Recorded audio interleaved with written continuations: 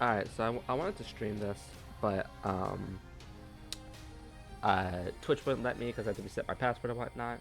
But I did want to talk about the Game Awards today because um, it's that time of season and there's a lot of controversy around it. And I will say I will be streaming the Game Awards if I can. It's entirely possible Twitch just won't allow me, but if I can, I will be streaming the Game Awards. I think I already did I already say that I voted? Alright, cool, I didn't. Alright, cool. So, um, I do want to talk about this because this is a topic that I do want to talk about. Let's start with most anticipated game. Um, I, me personally, right? Because I have an entire video of me reacting to the Game Awards. Um, but um, I kind of want to talk about it in depth. Me personally, my most anticipated game out of all of these is Ghost of Yotei. Just because I like Monster Hunter, but for me at least, I was never really able to get into Monster Hunter as much as I really wanted to, even though I do really like it. Same deal with Death Stranding. Never really got into it as much as I wanted to, but I did. But the time that I had with it, I enjoyed. I'm excited for Metroid, but the thing is, as well, not that big a Metroid person. I'm not a 2D platformer person, and I would love to play the Prime series eventually, but only one of them is currently available on modern platforms, so not really much I can do about that. Let's see here. GTA 6, I do not care, and it just kind of leaves me with Ghost of Yotei, which is out of all of these, the only one I've really beaten. So personally, would vote for that. Next, best adaptation. This is a funny one.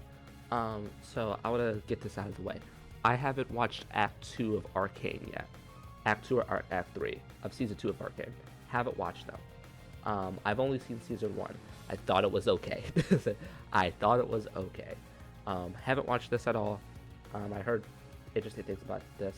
I watched 2 episodes of this and thought it was meh, which sucks as a big Yakuza fan because I'm a bigger Yakuza fan than I am of any of these series. Um, this was meh. I don't know why this is here. This was trash. This show is terrible. Funny terrible, but still terrible nonetheless. And then that leaves us with Fallout, which I did watch. I watched all of it. I thought Fallout was great. I thought Fallout was one of my favorite shows of the year. Fallout made me go back and try and play some of the Fallout games, and then I realized why I haven't played those games because I'm not the biggest fan of how they play. So, but any show that gets me to do that, any show that makes me do that, I think was really good. I think Fallout was amazing. I can't wait for season 2. So, personally, this is probably gonna win, but Fallout gets my vote. Fallout is like a close second. I love that show so much. Best multiplayer. Funny enough, I've only played one of these. That's Tekken 8. Um, Mario Party will be Mario Party. There's not much to say about that. It will be Mario Party. Same thing with Call of Duty. But I heard that this new Call of Duty is actually really good. I've heard really good things about Warhammer 40k Space Marine 2, and I kind of want to pick it up. I'm going to take a picture of this to remember to, I can remember to think about buying it. I kind of want to pick it up. And then Helldivers is Helldivers. I'm going for Tekken 8 because it's the only one that I've played. But yeah, all these make sense in one way, shape, or form. Sports racing. I don't really have much to say about this. I don't really care, but I'm going to go vote for this. I think it's very surprising that college football didn't show up, but I digress. Sim strategy. I know Mandalorians is good. I know Frostpunk 2 is good because I own Frostpunk 1. I've heard things about Kunitsugami, obviously being in the Capcom space. As much as I love Capcom, this just kind of didn't really look like my kind of game, especially from what I heard about it. I did beat Unicorn Overlord. Thought that game was great. I don't think it's like as good as a lot of people made it out to be. Still like addicting. It's still a very addicting game. I don't think it was as good as a lot of people made it out to be. It's still like a solid 8, 9 out of 10, but it's still really good. Best family game, only played one of these, that was Astrobot. It's so funny that this is the Nintendo category, and Astrobot is probably going to be the one that wins. That isn't Nintendo. Or at least to be fair, yeah. I think it's also very interesting that, Echoes of Wisdom and even Princess Peach Showtime got in over, Sonic X Shadow. I think that's a very interesting choice. Granted, the shadow portion, but I don't know. I think it is very interesting that somebody that like not Echoes of Wisdom specific. I think Echoes of Wisdom specifically because is here because of the art style, right? I have to buy that. I'm very shocked this got it over Sonic X Shadow, but I digress. Let's move on. Best fighting game. Um, yeah, I should let's talk about this. I'll check this out just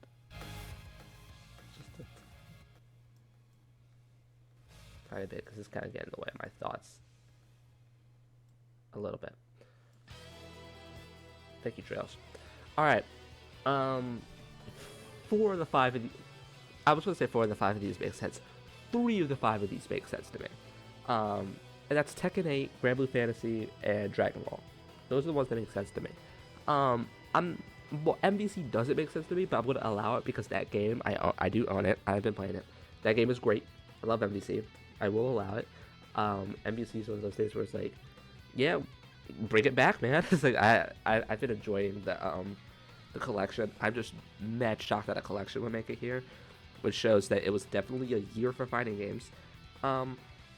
Yeah, this doesn't make sense. If I'm being completely honest, because this won, did it not?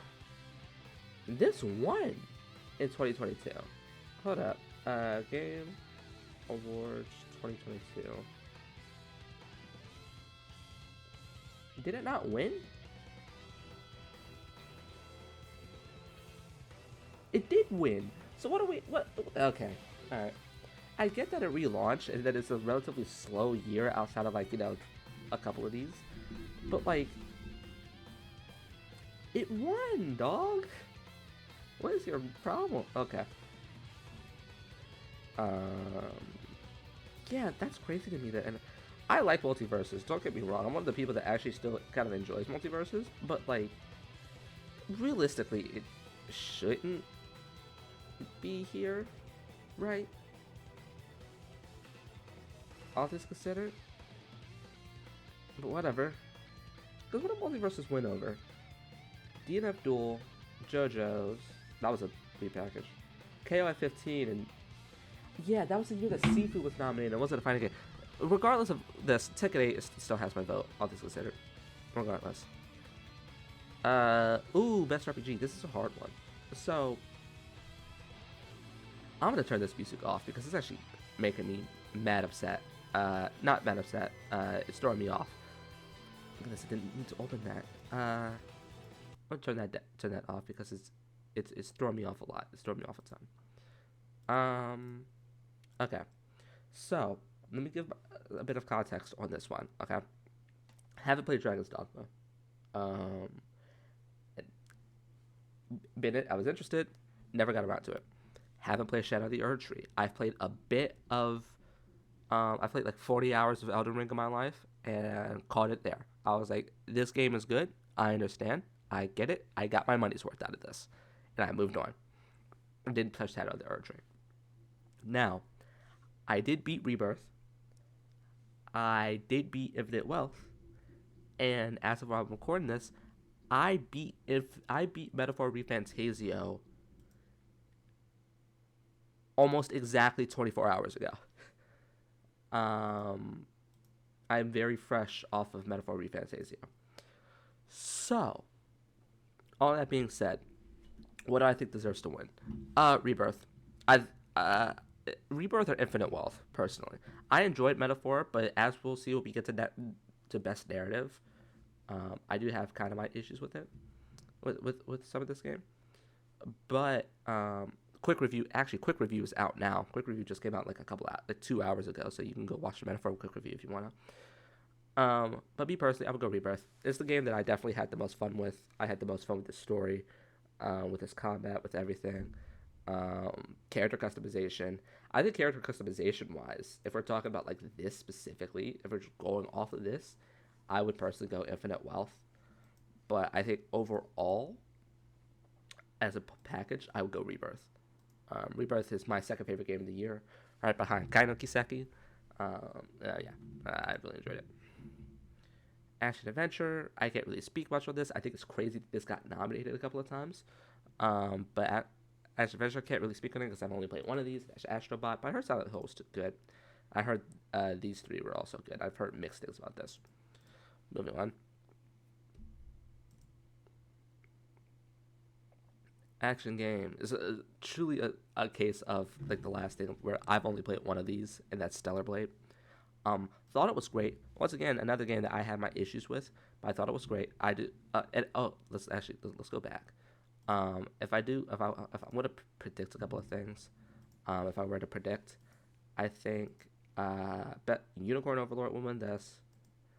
Astrobot will win Best Family.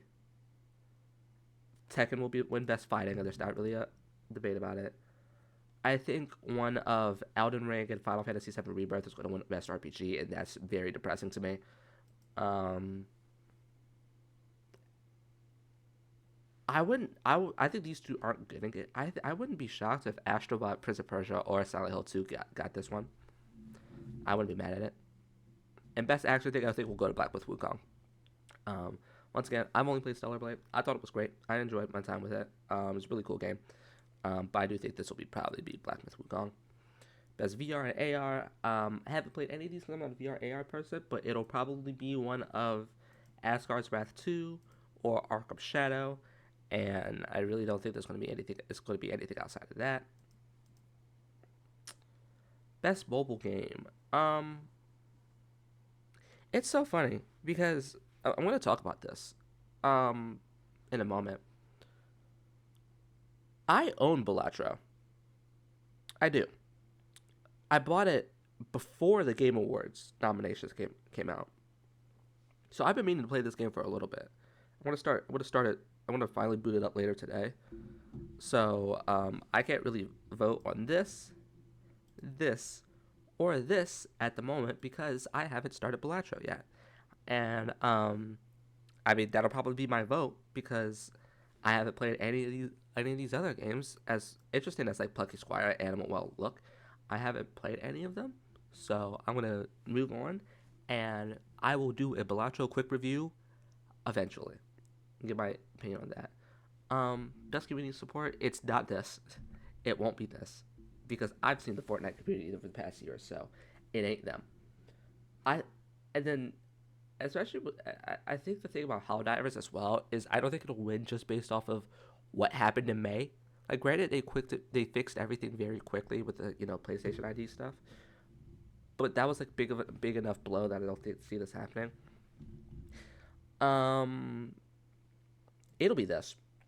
It'll be that. It'll be either that or No Man's Sky. I've seen some very interesting opinions regarding the new Dawn Trail expansion in regards to FF14. Um, so I wouldn't be surprised, but Baldur's Gate. I wouldn't be surprised if it won, but I also would be surprised if it lost. I do think it'll be Baldur's Gate and No Man's Sky. One of those two. Best ongoing. Out of all of these, I unironically think this might, because of how I've heard about the final shape and whatnot.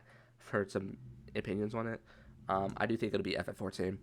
I wouldn't be shocked if FF14 won.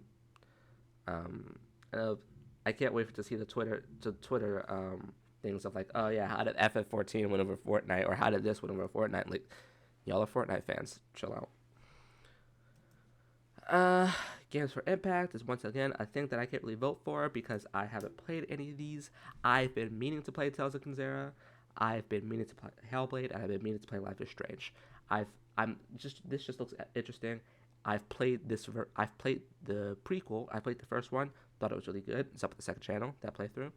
And I've played Life is Strange 1 and True Colors. Haven't played 2. Haven't played Beyond the Storm, I think it's called. But these do look interesting to me. So I can't really vote, but if I were to bet on a winner, it would either be Life is Strange or Hellblade. Me personally, at least. Innovation and accessibility. I will skip this one because I can't really speak on this. But I'm surprised this is the only thing that Dragon Age got nominated for. Best performance. Oh, this is a good one. So going into this, right, I didn't think Hellblade 2 was going to get 4 nominations. I didn't think that was going to happen at all. It did, and it's wild to me. I didn't think Hellblade 2 was going to get 4 nominations. Um, but realistically, she's gonna win, right? Because I've played Hellblade 1. I know her performance. Her performance is great in that game. And if she's here, it'll be, I imagine it's also great in Hellblade 2. And so all things considered, I think she'll probably win. I've heard really good things about Luke Roberts in Silent Hill 2. Um, I heard really good things. Once again, I'm not really a horror person. The only horror game that I currently have in my library is RE4. So I'm not a horror person. Even that stretch, that's a stretch. Um, I don't think I'll ever play Silent Hill 2, but I heard his performance is great. I'm not gonna speak on this. Hannah Tell, if I remember, she did play Max in the first Life is Strange game. If so, I think she probably has a good performance in this game. Once again, just haven't played it. And I do want to get around to it before the end of the year. I think it'll be fun. My vote's going to Brianna White. Just because I think her performance as Aerith in FF7 Rebirth was outstanding. I think the thing about I'm more shocked that she got in over Cody Christian, who I think had the better performance. But I'm also not mad at Brianna White because Brianna White probably had my second favorite performance in this game. Her as Aerith is so good, especially towards the end of the game. Oh my god. Oh my god, man. Just remembering the end of that game makes me sad. All right. Um, yeah, so that's my personal pick, but I think uh, Samuel's going to win. Next up, audio design. Nope, not that. Not that. I didn't mean to click that. I would be shocked. Because this is what they were marketing this game off of for the longest time. I wouldn't be. I don't. I think this is like dead last. As much as I love Rebirth, I think this is like dead last. Um, but all things considered, I think Astrobot has some good audio design. Call of Duty will be Call of Duty. Um, and then I know this is a horror game. This is kind of worse, but I would be genuinely shocked because that's what they marketed this off of. Granted, Astrobot did just win this at Golden Joystick, but I think that's like a mostly fan voted award. So yeah, I'd be shocked if Hellblade didn't win. I do think it's going to win, and we're gonna move on. Best score in music. Oh, yeah, there's one category that Rebirth didn't make, and I was weird. I was weirded out about that. My vote's Rebirth. If I'm being completely honest. I think Astrobot has a fine OST. It's fine. That's pretty much the extent of it. Haven't heard Silent Hill 2, and having played Stellar Blade, I think Stellar Blade's OST is actually really good. It's one of those things where it kind of scratches an itch you don't know how to describe. It scratches a musical itch that you don't know how to describe, but it's still really good. And all this considered, I really love Stellar Blade's OST. Now I don't like it more than Metaphor or Rebirth, and I think Metaphor for me, the reason why I would put my money on Rebirth and why I want Rebirth to win is because Metaphor, at least to me, compared to a lot of other Atlas games, I don't think the soundtrack is outstanding compared to those games. I still think Metaphor's soundtrack is really good. I prefer it over Stellar Blade and Astrobot and whatnot. I still think Metaphor has like a top 10 soundtrack of the year. But just compare it to, other Atlas games that came out this year, mind you. P3 Reload and SMT5 Vengeance, I personally prefer the OSTs for Reload and SMT5 over Metaphor. Granted, those games are also technically remakes, technically remasters, expansions, whatnot. So this is music we've had for some time, but even still, I think the fact that we were able to get some new music out of don't get it twisted, we were able to get new music out of P3 Reload and SMT5 Vengeance. And I think the new music is still better than Metaphor's OST. Like I said, don't get me wrong, I still think it's really good, but I probably would have put in P3 Reload and SMT5 Vengeance over Metaphor. And I get it.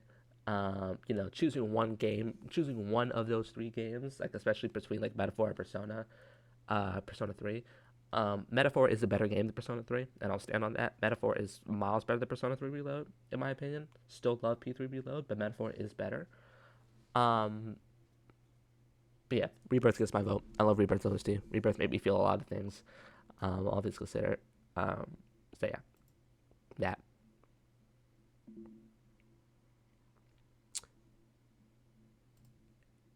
And frankly, I'd be more surprised if this didn't win. Frankly, I'd be more surprised if this didn't win. All things considered. Oh, this is an Atlas game. I think y'all need to remember this is an Atlas game. If this doesn't win, I would be shocked.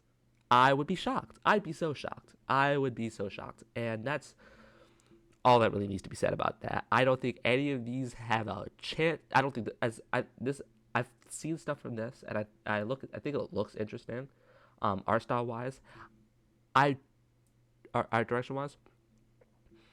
I'm sorry, I truly don't, and I think this also has like a relatively high chance at going through, but at the same time, like I don't see anything other than Metaphor winning. Uh, best narrative. Hellblade got nominated 4 times, and that's crazy to me. I personally, narrative wise, I think a lot of people wouldn't say Rebirth, and I get it. I do because Rebirth makes a lot of decisions that it makes a lot of very interesting decisions that I know a lot of people aren't big fans of. I personally, because here's the thing, right? Just barring these two out because I haven't played them.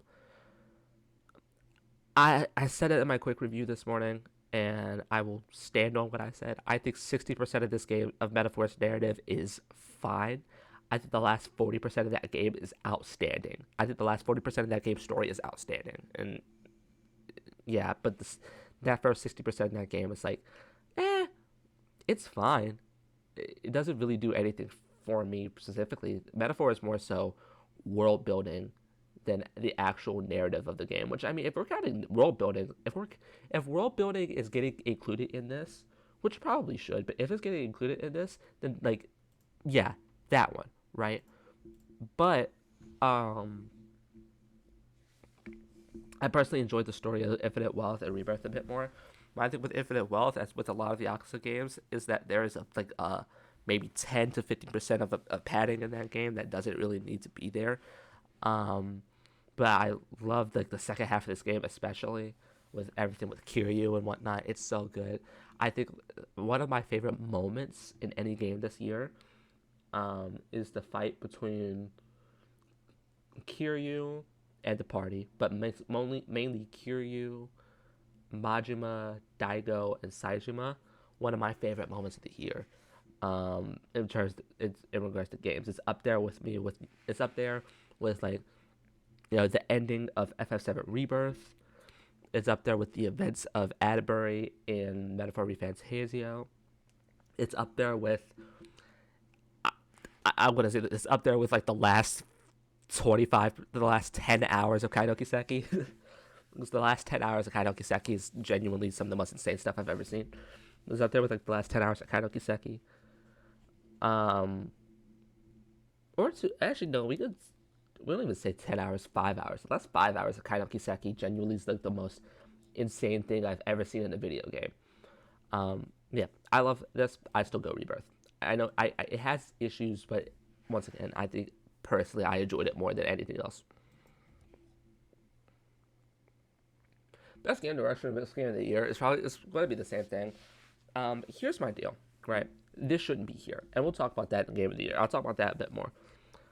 I think of the games that I've played, I don't think this is going to win. I think it's a good direction for a game, and I'm excited to play it, but I don't think it's going to win. Nor do I really think Wukong is going to win. Just because it's so similar to this. I firmly believe that Rebirth is going to win one or the other. It's either going to win game direction or game of the year. It's not going to win both. It won't get both. I see it more so getting game of the year than game direction. All things considered, because I've played Chapter 12 of Rebirth. I have. Man, I can't. I can't with Chapter 12 of Rebirth, and I'll just leave it at that. I think it'll be Metaphor or Astrobot, and personally, I would actually go Astrobot here. Just creative. If we're talking about creative vision and game direction and design, everything about Astrobot is so colorful, so bright, so fun. I couldn't stop smiling while playing it. It's just a really fun game. I'm really glad that, you know, in a sea of games that are dark and have some sort of depressing aspect to them, this is high. This exists, and this is a highlight, and I love that.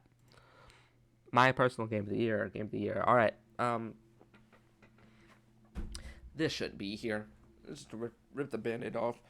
This shouldn't be here. I don't know why it's here. It's really, I don't know why it's there. If I'm being completely honest, because like, listen, man, I I don't think the DLC should be nominated for Game of the Year. I think at this point we need to make a separate DLC category because the fact that this has a high chance of winning is very scary. The fact that this has a relatively high chance of winning is extremely scary to me, and I don't like that. Um.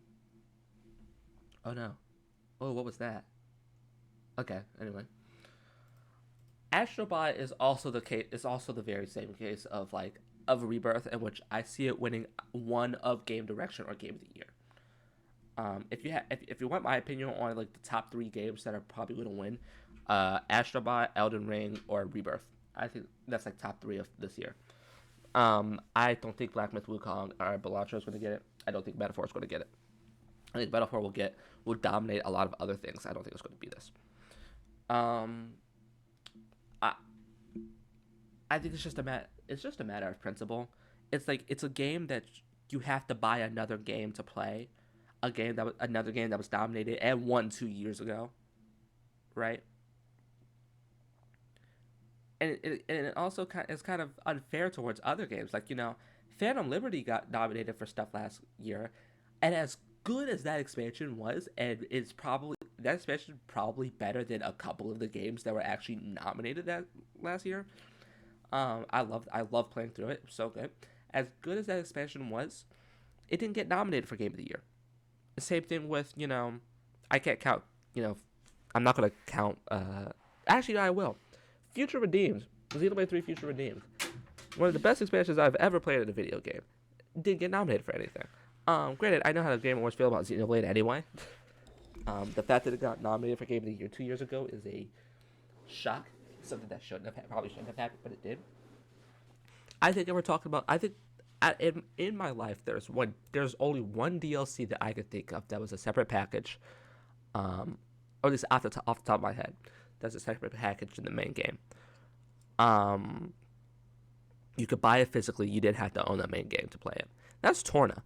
Xenoblade Chronicles 2, Torna the Golden Country. Torna, you could quite literally buy Torna without buying the main game. It's entirely possible. And so, something like that gets snubbed, right? But this ends up here. It's a weird situation. I don't want it to win. I hope it doesn't win. It's possible, but it doesn't. I don't want it to win. My vote's Rebirth. Like I said, Rebirth made me feel a lot of things. I really enjoyed Rebirth. You can watch my entire 70 something hour playthrough of Rebirth. All of it is on my second channel, KP2HD. It's all there if you want to play it, if you want to watch it. But by the end, you know that I enjoyed it. I loved it. It was my game of the year for some time. Like, Rebirth was still my game of the year when I finished around the time that I finished Astrobot. Because I finished Astrobot. I was like, Astrobot's phenomenal. It's the top 5 game of the year for sure. But it doesn't beat Rebirth for me. Rebirth just made me feel a lot of things. Made me about its story and everything that just only one game was able to match that and surpass that this year, and it's not on this list. And that's Kaino Kiseki. Kaino Kiseki was the only I played that game after Astrobot, and way after Rebirth, and it's the only game that has like at least surpassed Rebirth and how it made me feel while playing it. Kaino Kiseki is the only game this year that has made me cry. Rebirth got really close. Rebirth got really, really close. I was there, but it didn't. Kaino Kiseki is the only game this year that has actively made me cry, and it's for that reason that's my game of the year. And the fact that Rebirth made it there, made it close, makes it my second favorite game of the year, which is why I am personally voting Rebirth. And that is it for the Game Awards nominations. Overall, I actually don't think other than the Elden Ring thing, other than the very obvious Elden Ring shouldn't be there, I actually don't think that the nominations are that bad this year. I think I don't think they're terrible. A lot of the things didn't surprise me, but otherwise, I truly don't think they were that bad. It's one of the better years for nominations. Once again, outside of the Elden Ring thing. Yeah, that's about it. Thank you for watching. See ya. Bye.